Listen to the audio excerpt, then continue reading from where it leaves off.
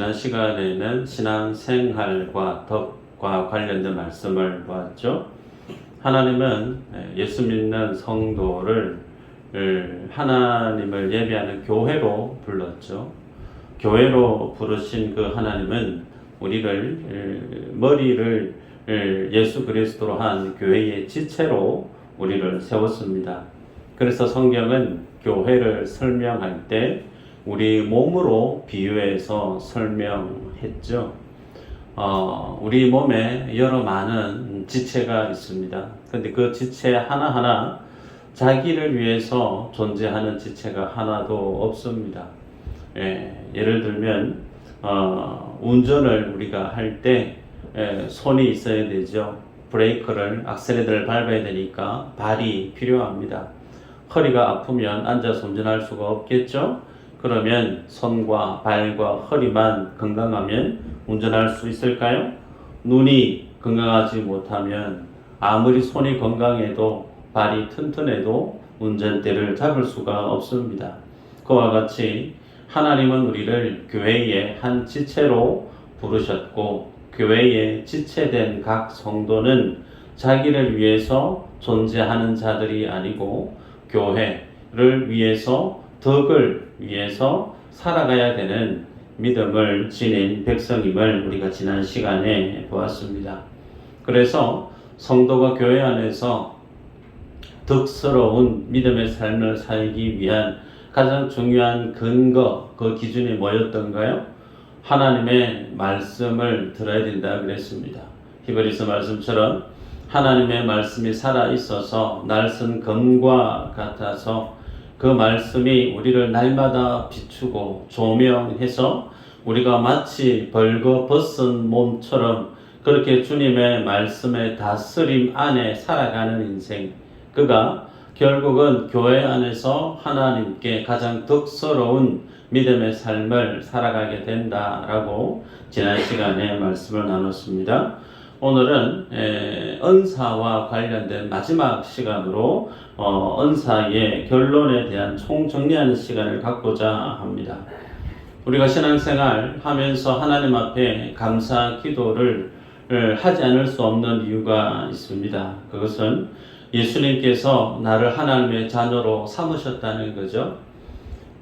내가 예수 믿고 싶어서, 잘 믿고 싶어서 어릴 때 젊은 날 부르짖어가며 나무 뿌리, 소나무 뿌리 뽑아가며 그렇게 기도할 수 있습니다. 교회 안에서 힘이 지나도록 많은 봉사와 충성, 주님 앞에 몸된 교회 안에 행할 수 있습니다. 그러나 내가 아무리 기도한다고 해서 교회 안에서 많은 충성과 봉사를 한다고 해서 그 모든 영혼들이 자연스럽게 자기의 노력으로, 자신의 능력으로, 자신의 자격으로 예수 그리스도를 믿을 수 있는가? 예수 그리스도를 믿어 구원에 이르는 자가 될 수 있는가? 그럴 수 없다는 거예요. 아무리 우리가 기도하고 우리가 아무리 애를 써도 하나님이 우리에게 믿음이라고 하는 하나님이 주시는 선물을 우리에게 주시지 않으면 우리는 구원을 얻을 수 없는, 여전히 죄 가운데 살아갈 수밖에 없는 인생입니다. 그런 우리들을 주님이 우리에게 찾아오셔서 나를 하나님을 믿는 하나님의 자녀로 세워주셨죠. 그 하나님의 구원의 은혜를 묵상하면 가슴이 먹먹해지는 것이 구원의 은혜를 아는 자들의 일반적인 믿음의 모습입니다. 그런데 여기에 멈추지 않고 우리 성령님은 우리에게 그 구원의 은혜뿐만 아니라 은사도 주셨다라는 사실입니다. 그 주님의 은사를 주심으로 우리가 예수 그리스도를 더욱더 믿음에 이르도록 주님이 주신 그 구원의 은혜에 부합된 합당한 믿음의 삶을 살게끔 하나님이 우리에게 은사를 주셨다는 사실이죠. 그래서 고린도 교회는 하나님의 은혜로 구원을 받은 하나님의 백성이면서 동시에 어느 교회보다도 그들이 하나님의 사랑을 받고 있고 하나님의 은혜를 누리고 있다라고 하는 가시적인 축복의 근거에 해당되는 성령의 은사를 풍성히 받았던 교회였습니다. 그런데 고린도 교회가 그렇게 하나님의 구원의 은혜와 사랑을 드러내는 소위 예수님 더 잘 믿고 예수님을 더욱더 영화롭게 하나님의 몸된 교회를 더욱더 덕스럽게 세워가게 하기 위해 주신 성령의 은사를 그 하나님의 목적에 부합되게 성령의 은사를 활용했던 것이 아니고 도리어 하나님이 주신 그 은사를 자기의 자랑, 자기의 교만, 자기의 기쁨을 위해서 그 은사를 사용했던 교회였습니다. 결국은 하나님을 더 영화롭게 하고 그 주님의 구원의 은혜에 부합된 믿음의 삶을 살도록 부어주셨던 그 하나님의 성령의 은사 때문에 도리어 고린도 교회는 성도들 간에 분쟁이 있고 논쟁이 있고 갈등이 심화되는 교회의 모습을 우리가 보았습니다. 넓게 본다면 응당 하나님이 각 성도에게 성령의 은사를 주신 것은 하나님께서 그들에게 가지고 계신 하나님의 사랑이 얼마나 큰가, 나에게 주님이 주신 그 은혜가 얼마나 큰가를 많은 사람들 속에 가시적으로 보여주신 믿음의 축복이라 할 수 있습니다. 그래서 읽었던 39절에 보면 그런즉 내 형제들아 연하기를 사모하며 방은 말하기를 금하지 말라 그랬습니다. 방은 말하는 거 하지마가 아니라 금하지 말아라. 소위 하나님이 성도에게 성령의 은사를 주신 것이 잘못된 것인가? 잘못된 것 없다는 겁니다. 도리어 그렇게 하나님이 각 성도에게 성령의 은사를 주셨음에도 불구하고 그 성령의 은사를 받아든 성도가 하나님의 영적인 선물인 은사를 잘못 사용한 것에 대해서 사도 바울은 책망했다는 것이죠. 그래서 오늘 우리들은 고린도 교회를 마치 많은 교회 중에 샘플링해서 고린도 교회에게 부어주었던 그 은사를 통한 하나님이 주시는 오늘 우리들에게 주시는 영적인 메시지가 어떤 것인가를 조명하고자 합니다. 자, 하나님의 은사를 우리에게 주실 때 그 은사는 어떻게 활용하는 것이 합당한가? 첫 번째는 덕을 세우기 위해서 하나님이 주신 은사를 활용해야 된다라는 거죠. 지난 시간과 맥을 같이 합니다. 26절 한번 읽어볼까요? 26절 시작.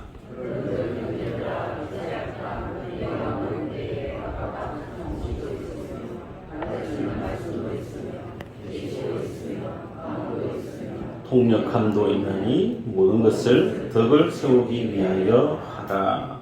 자, 보았는데요. 26절 첫 시작 기점이 그런즉 형제들아 어찌할까? 한탄. 마음에 상당히 안타까워하는 탄식의 이 말을 사도 바울이 던지는 이유가 어디 있을까요? 하나님께서 성령을 통해서 구원의 은혜도 주셨고 그 구원의 은혜대로 살아갈 수 있는 능력을 주시기 위해서 은사도 주셨는데 그 은사를 받아든 성도가 하나님을 영화롭게 교회를 덕스럽게 섬겨가야 될 그 하나님의 취지, 하나님의 목적과는 전혀 무관하게 자신에게 주어진 그 은사를 자기의 영광을 위해서, 자기의 자랑과 자기의 교만을 위해서 잘못 활용하고 있는 모습 때문에 이렇게 첫 시작 기점을 형제들아 어찌할까 라고 탄식하는 고백을 합니다. 그러면서 사도 바울은 구체적으로 하나님이 주신 그 은사를 어떻게 써가야 되는지를 얘기하죠. 너희가 모일 때에 26절에 너희가 모일 때에 모임에서 고린도 교회 성도들이 모임 속에서 드러났던 은사에 대한 리스트를 쭉 소개합니다. 찬송시가 있고 가르치는 말씀도 있고 계시도 있고 방언도 있고 통역의 은사도 있습니다. 자, 이런 하나님이 주시는 은사를 구분을 하면 초월적인 은사로 하나를 정리할 수가 있겠죠. 초월적인 은사. 이 세상과 무관한 이 세상을 뛰어넘는 초월적인 하나님 주시는 영적인 은사. 방언이 거기에 해당되어 줄 수 있고 사람의 힘으로는, 과학의 힘으로는 이해가 되지 않지만 기도했더니 질병이 떠나가더라. 소위 신유의 은사, 이런 어떤 부분이 초월적 은사로 이해할 수 있습니다. 그 외에 기능적인 은사도 있죠. 가르치는 말씀이나 계시나 방언이나 계시나 혹은 말씀을 설명하는 이런 어떤 섬김의 은사들은 기능적인 은사로 구분할 수가 있습니다. 지난 시간에 말씀을 드렸어요. 예수 그리스도를 믿는 성도는 한 사람도 빠짐없이 하나님이 주시는 은사를 받은 사람이다. 맞을까요? 틀릴까요? 네. 어느 분이 크게 얘기하셨는데. 네. 맞습니다. 그죠? 하나님이 우리를 예수 믿는 자로 영생을 얻게 하셨던 그 영생도 성경은 무엇으로 설명했었느냐? 하나님이 주시는 은사로 표기했음을 우리가 지난 시간에 보았습니다. 그러기에 예수 믿는 모든 성도는 특별한 사람 한두 명에게 저 사람은 신령한 사람이니까 초월적인 은사, 방언이 있고 신유의 은사가 있고 나머지 다른 사람들은 신령하지도 않고 뭔가 신앙이 특별하지도 않아서 다른 가시적인 은사가 없는, 그래서 신앙이 소위 뜨겁고 차갑고 신앙이 실하고 부실하고 그렇게 구분하는 그런 분들이 교회 안에 왕왕 있습니다. 그런데 그거 비성경적이라는 거예요. 은사는 하나님이 주시는 겁니다. 하나님이 필요에 의해서 각자에게 필요한 은사를 주십니다. 서두에 교회를 지칭할 때 우리 각 지체를 하나님이 명해서 몸된 교회를 세워가게 했는데, 각 지체는 각 지체가 가지고 있는 고유한 기능과 능력이 있죠. 손이 하는 일을 눈이 할 수 있나요? 귀가 하는 일을 발이 할 수 있나요? 못합니다. 그러기에 하나님이 은사를 주신 것은 그것이 초월적인 은사이든 기능적인 은사이든 그것이 어떤 은사이든 그 은사에 있어서 높고 낮음이 있을 수 있는가? 그럴 수 없다는 겁니다. 그래서 다른 사람의 은사를 부러워하거나 다른 사람의 은사를 깎아내릴 수 있느냐? 그럴 수 없다는 거예요. 왜요? 그 은사를 주신 분이 누구 때문에? 하나님이시고 주인 되신 하나님께서 그 사람에게 필요해서 몸된 교회에 그 은사를 지닌 성도가 필요해서 종합적으로 멀리 내다보면 그 은사를 지닌 성도 때문에 하나님의 교회가 덕스럽게 되어지고 전국에는 그 성도의 모습 때문에 예수 그리스도께서 가장 영화롭게 예배되어질 수 있는 교회가 되어지기 때문에 성도에게 주어진 그 하나님의 모든 은사는 다 가치가 있더라라는 사실입니다.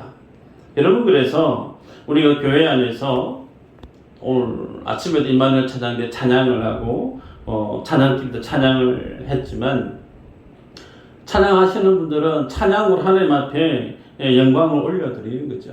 주일학교 교사를 비롯한 말씀을 맡은 사역자들은 하나님의 진리의 말씀을 고심하고 연구해서 알기 쉽게 하나님의 진리를 드러내는 그 일을 감당합니다.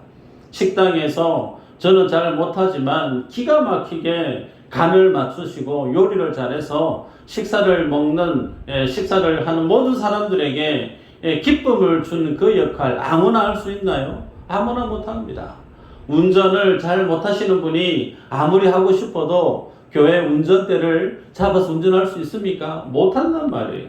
그래서 교회 안에 일어나는 그 모든 사역들은 교회의 머리 대신 예수 그리스도, 그 주님을 가장 영화롭게 함에 있어서 하나님이 필요해서 성도에게 주신 은사이기 때문에 그 모든 은사는 다 가치가 있더라는 사실입니다.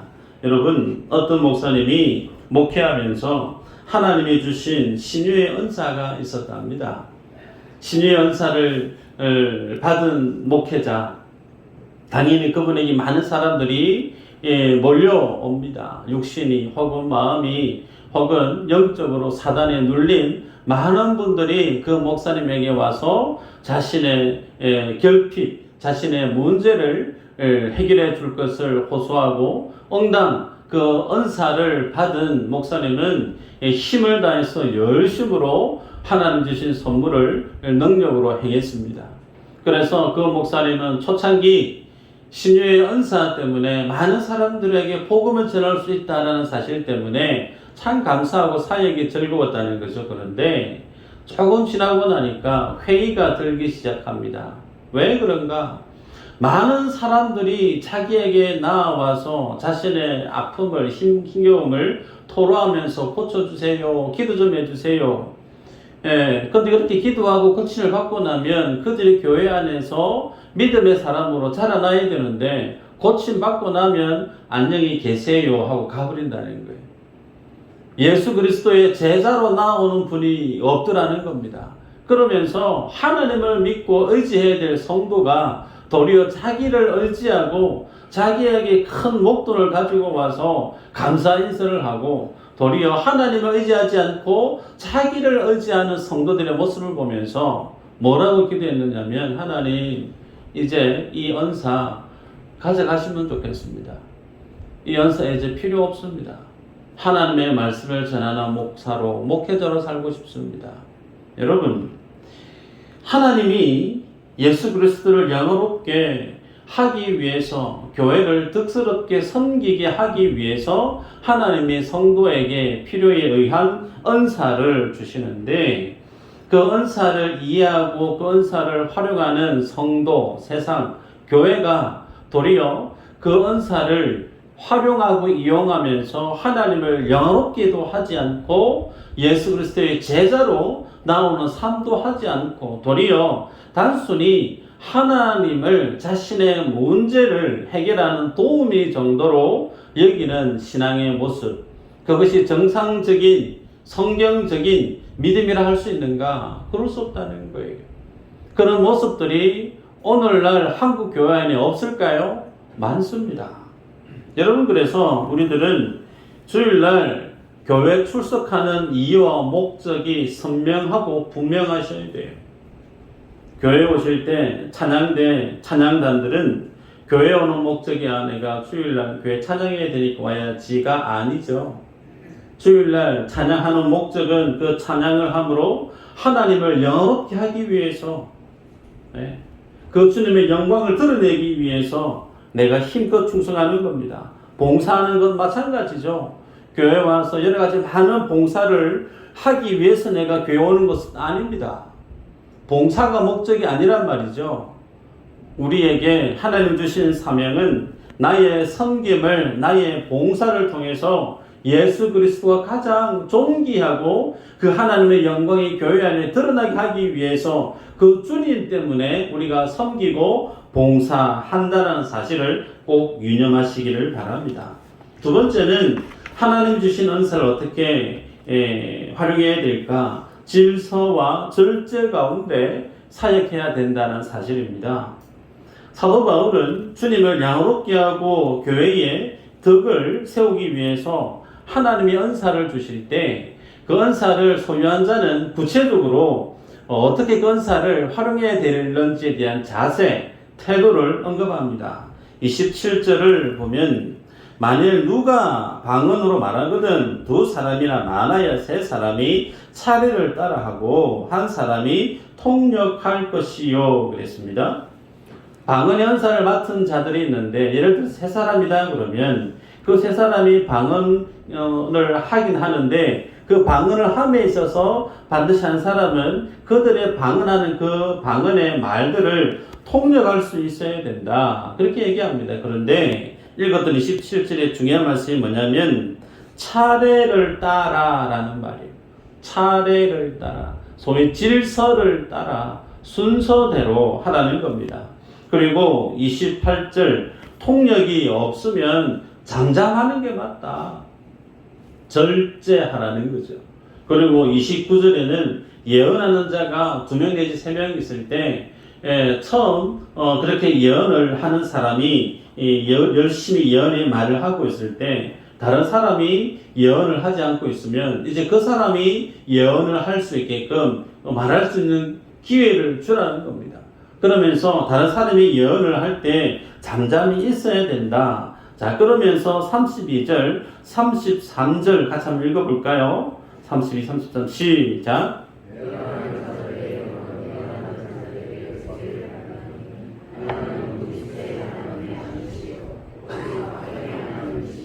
아멘. 네. 자, 보면 하나님이 어떤 분인가? 무질서한 하나님이 아니다. 하나님은 질서의 하나님이라는 사실이죠. 또 하나님은 화평의 하나님이시다. 그렇게 사도 바울이 알려줍니다. 여러분, 그래서 하나님의 모습을 가장 잘 드러내야 될 이 땅의 기관이 가정과 교회인데, 특별히 교회가 가장 관심을 쏟아야 될 부분 중 하나가 뭐냐면 하나님의 그 영광을 가장 잘 구현해내는 교회가 되어야 된다는 거죠. 그래서 교회 안에 그 하나님의 영광, 그 주님의 영어로움을 드러내기 위해서 있어야 될 기준, 절대 원칙이 뭐냐? 질서라는 부분이에요. 하나님은 무질서의 하나님 아니다 라고 주님이 성경에 우리에게 말씀합니다. 또 화평의 하나님이시다라는 사실을 우리는 꼭 기억할 필요가 있습니다. 여러분, 교회의 머리는 예수 그리스도십니다. 이 말의 의미는 예수 그리스도께서 교회를 질서 있게 주님이 만드셨다라는 것이고, 질서 있게 만든 그 하나님의 교회를 지금도 주님은 질서대로 하나님의 교회를 세워 가시는 분이시다라는 사실을 포함하고 있습니다. 그래서 우리는 교회 안에서 주님이 건의와 주님이 세우신 질서를 우리는 마땅히 순종함이 옳습니다. 그런데 문제가 뭐냐면 하나님이 세우신 권위와 하나님이 세우신 질서 앞에 우리가 순종하기가 쉬운가? 그게 쉽지가 않을 수 있다는 거예요. 여러분, 세상의 모습은 분명합니다. 세상의 이치는 힘이 있는 사람, 능력이 있는 사람이 주인공으로 대접받는 세상이죠. 그래서 힘이 있는 사람, 능력이 있는 사람, 그 사람이 가장 앞에 서서 자기보다 힘이 없는, 자기보다 능력이 없는 사람은 자기 등 뒤로 줄을 딱 세웁니다. 그래서 힘이 없는 사람, 실력이 없는 사람은 실력이 있고 힘이 있는 사람, 그 사람의 통제, 그 사람의 규제 아래 놓일 수밖에 없죠. 힘의 원리가 무시무시하게 세상 속에서 발휘되어지는 곳이 세상의 모습 아니에요? 그런데 그 세상의 모습을 그대로 교회 안에서 행하려고 하는 모습이 있을 수 있다는 겁니다.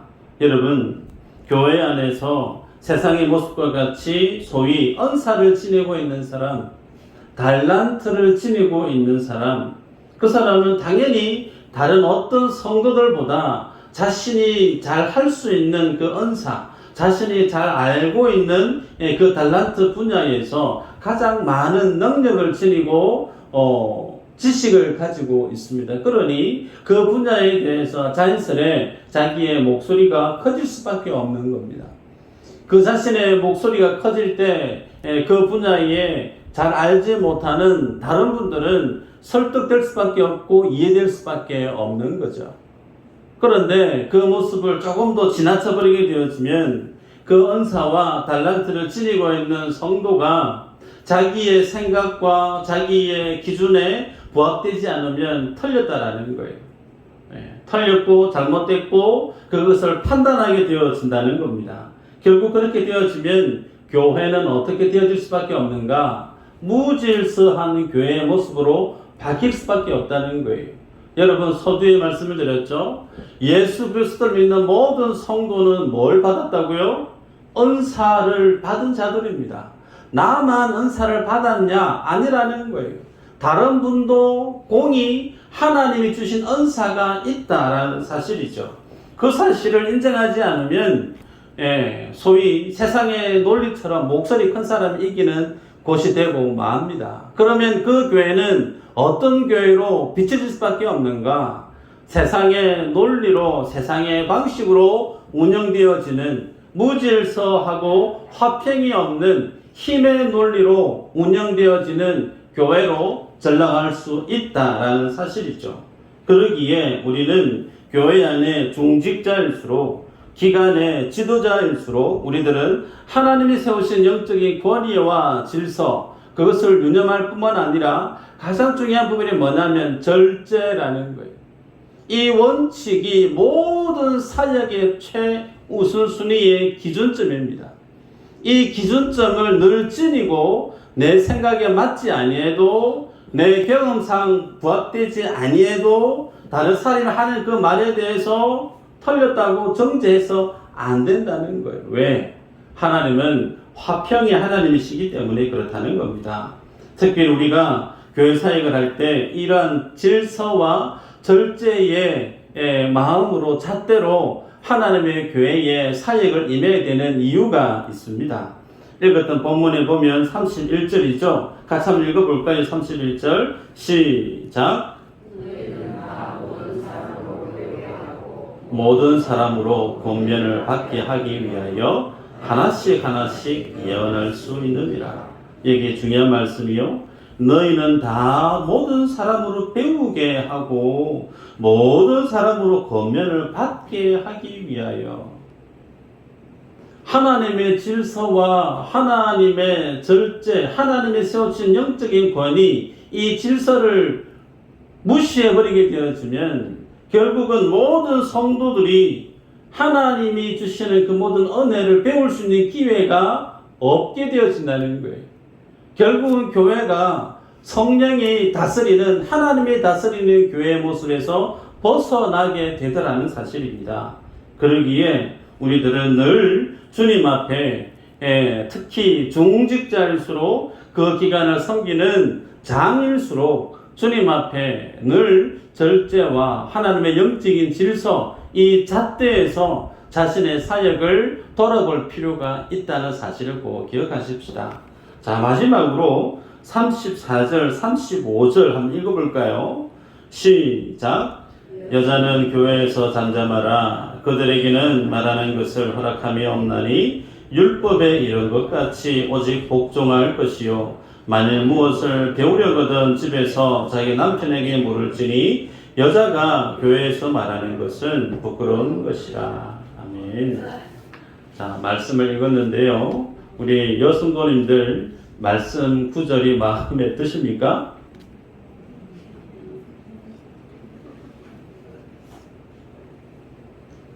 뭐 잘 읽고 기분 좋게 교회 왔는데 제가 한 얘기가 아니죠. 성경에 있는 말씀이에요. 왔더니 성경 구절 보니까 여자는 입 꽉 닫고 교회에서 아무 말 하지 말라더라. 아우 기분 나빠. 하나님은 여성을 차별하시는 분이신가? 왜 나를 교회에 와가지고 입 뻥끗하지 못하게 만드노? 뭐 그렇게 성경을 보실 분이 있을지 모르겠어요. 말씀드립니다. 하나님은 여성 차별주의자가 아니십니다.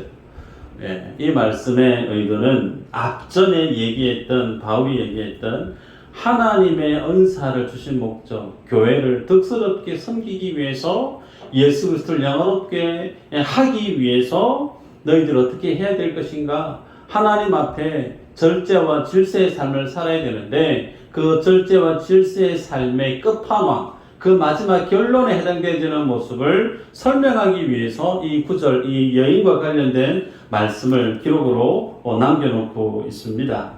여러분, 여성도는 남편의 권위 아래에 질서에 순종하는 모습을 지녀야 된다.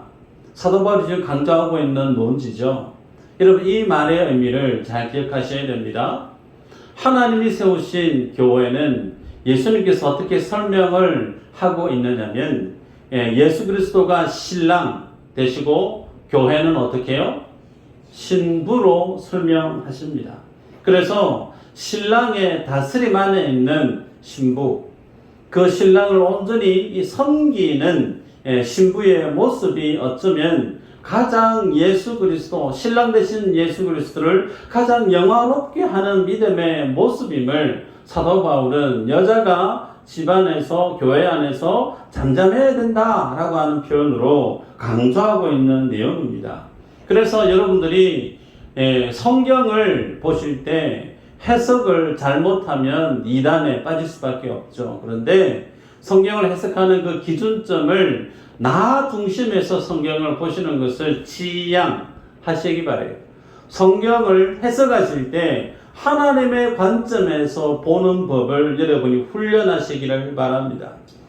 하나님이 교회를 만드시고 하나님이 하나님의 나라를 지금도 만들어 가시는 그 하나님의 뜻과 계획을 그 하나님의 관점에서 성경을 보게 되어지면 보다 선명히 하나님의 뜻을 여러분이 찾아가는 데 도움이 될 줄 믿습니다.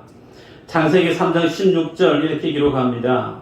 또 여자에게 이르시되 내가 내게 임신하는 고통을 크게 더하리니 네가 수고하고 자식을 낳을 것이며 너는 남편을 원하고 남편은 너를 다스릴 것이니라 하시고 말씀했습니다. 자, 이 말씀 잘 아시는 말씀인데 예수님이 공생에 오셔서 그리고 부활하셔서 엠마오로 가는 제자들을 비롯한 많은 제자들에게 예수님이 요한복음에서 말씀하셨지만 성경의 기록의 목적이 어디에 있다고 말씀하시느냐면 나 하나님의 아들 예수 그리스도를 설명하기 위해서 하나님이 성경을 주셨다. 그 성경은 모세 오경도 역사서도 선지서도 다 포함하고 있다는 거예요. 그러면 창세기 성경에 가서 첫 시작 기점인 아담과 하와 이 가정에 대한 내용은 무엇에 대한 예표인가? 하나님이 만들어 가신 하나님의 나라 예수 그리스도로 하나님이 완성시킬 그 하나님의 나라의 모습을 어떻게 표현하고 있느냐면 아담과 하와의 가정의 모습을 통해서 비춰주고 있다는 겁니다. 신랑 대신 예수 그리스도의 모습, 그 신랑 대신 예수님 앞에 있어야 될 하와의 그 모습은 곧 무엇과 같이 매칭이 되냐면 교회의 모습, 교회 안에 여성의 모습으로 주님이 설명하고 있다는 사실이죠. 여러분 말씀해 보니까 너는 남편을 원하고 남편은 너를 다스릴 것이니라는 표현이 있어요. 하와가 아담을 원한다. 이 말의 의미는 하와 여성인 아내된 하와가 남편을 자기의 욕망대로 자기의 생각대로 남편을 그렇게 조종하기를 원한다는 거예요. 그런데 하나님이 그 마음을 그 뜻을 주님이 막으십니다. 도리어 아담이 너를 다스리게 될 것이다.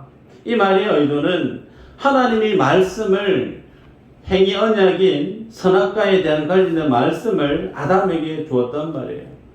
그 하나님 주신 그 말씀을 하와에게도 동일하게 하와도 알고 있습니다. 그런데 하와가 전에 들었던 그 하나님의 말씀을 무시해 버렸고 하와가 먼저 선악과 앞에서 넘어지게 되어져서 다시금 주님이 이 부분을 강조하는 거예요. 임신하고 해산하는 고통이 더해지지만 그런데 불구하고 네가 마음은 너의 남편을 네 뜻대로 움직이기를 원할 수 있으나 하나님이 그것을 불허한다는 거예요. 오히려 남편인 아담이 너를 다스린 자가 되게 할 것이다. 여러분 교회의 머리는 예수 그리스도세요. 교회의 신랑은 우리 예수 그리스도십니다. 그 예수 그리스도가 뭘 다스린다고요? 교회를 다스립니다. 교회가 하나님을 다스리는 것이 아니고 교회를 예수님이 다스리신다는 거예요. 그래서 다스림을 받는 여성, 아내, 그리고 교회는 어떤 모습으로 나아가야 될 것인가? 자신을 다스리는 주인 되신 그 주님을 섬기는 자의 삶을 살아야 됨을 이렇게 표현하고 있는 겁니다. 하나님이 우리에게 은사를 주신 목적, 나의 자랑이 아니라는 거예요. 은사를 주신 목적, 섬김에 있다라고 하는 사실을 표현하기 위해서 여성은 교회 안에서 잠잠해라 이 말씀을 하고 있는 겁니다. 성경 두 구절 말씀을 읽고 말씀을 맺습니다. 마가복음 10장 45절 한번 읽어볼까요? 시작.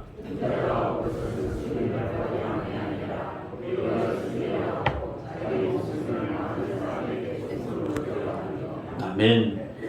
예수님이 섬기러 오셨다. 우리는 그 주님의 섬김의 내용을 잘 압니다. 그런데 구약에서 예언된 그 예수님의 섬김의 모습 한번 볼까요? 이사야서 53장 7절 보십니다. 시작. 괴로울 때에도 그의 입을 열지 아니하였으며 마치 도수장으로 끌려가는 어린 양과 털 깎는 자 앞에서 잠잠한 양같이 그의 입을 열지 아니하였도다. 예수님이 입을 열지 아니했다. 2번 같은 표현을 기록하고 있습니다. 예수님이 나는 섬김 받으러 온 거 아니고 섬기려 왔다. 그 섬김의 끝판왕 십자가 위에서 얼마든지 그 모든 것을 뿌리치고 내려오실 수 있습니다. 그런데 그 주님이 십자가 위에서 끝까지 그 입을 열지 않습니다. 끝까지 하나님의 뜻에 섬김의 모습이 무엇인지를 주님의 십자가 위에서 증명해 내셨죠. 그 예수 그리스도가 나의 주인이 맞습니까? 그 예수 그리스도를 내가 닮아가는 나는 예수 그리스도를 믿는 주의 자녀가 맞습니까? 만약에 그런 주님을 내가 예배하고 그 주님의 자녀라 고백하게 되었으면 응당 내 삶의 모습도 무엇으로 드러나야 되느냐면 섬김의 모습이 당연히 드러날 수밖에 없는 거예요. 그 섬김의 모습 속에는 나의 자랑이 1도 들어갈 수 없는 모습이 예수님이 십자가 위에서 보이셨던 섬김의 사랑의 모습이란 사실이죠. 때문에 주님은 우리에게 그 은혜를 부어주시는 줄 믿습니다. 이 하나님의 섬김의 사명을 잘 감당코자 우리 각 사람에게 하나님이 부어주시는 은사가 있는 줄 압니다. 그 주님의 은혜도 그 주님의 은사도 우리가 받아 누렸을 때 우리가 교회 안에서 가정과 직장 세상에서 드러내 보일 가장 아름다운 주님을 영화롭게 하는 모습은 섬김의 모습이라는 거예요. 그 섬김의 모습 주님은 빛으로 소금으로 우리에게 명명하시면서 믿음의 선한 영향력을 발할 것을 주님이 우리에게 기대하십니다. 이 믿음의 사명을 이 한 주간도 여러분이 서 있는 삶의 자리에서 묵묵히 주님 앞에 올려드리는 모든 믿음의 권속 되시기를 주의 이름으로 축복합니다. 기도합니다.